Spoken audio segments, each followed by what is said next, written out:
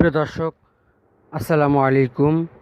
দেশ ও দেশের বাইরে থেকে যারা আমার এই ভিডিওটি দেখতেছেন তাদের প্রতি এমটিসি মিডিয়ার পক্ষ থেকে আন্তরিক শুভেচ্ছা ও অভিনন্দন।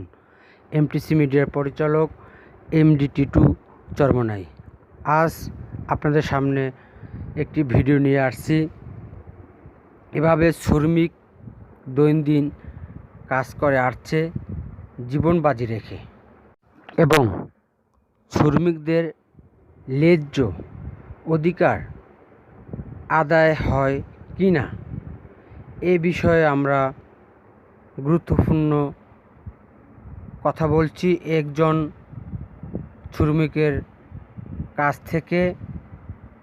মোহাম্মদ আলামিন, আমরা আলামিনের কাছ থেকে শুনব এই জীবন বাজি রেখে দৈনন্দিন যেভাবে তারা কাজ করে আসছে সেই বিষয়ে তাদের যারা দায়িত্বশীল রয়েছেন, কন্ট্রাক্টর রয়েছেন, তাদের প্রতি শ্রমিকদের অনুভূতি কি আমরা সরাসরি শুনবো।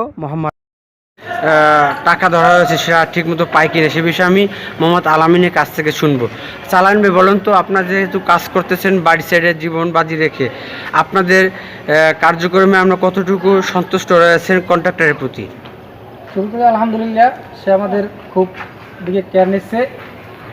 দেখা যায় আমাদের কাজের যে শ্রমিক পাই তা পাইটুকু আমাকে দিতেছে। আপনাদের দৈনন্দিন হাজিরা কত, যেহেতু আপনারা রিস্ক নিয়ে কাজ করতেছেন? আমাদের হাজিরা হেল্পার দেয় 400 টাকা, আর আমাদের রাজের দেয় 550 টাকা। আপনাদের কন্ট্রাক্টরের নাম কি? মোহাম্মদ শহীদুল ইসলাম। মোহাম্মদ শহীদুল ইসলাম।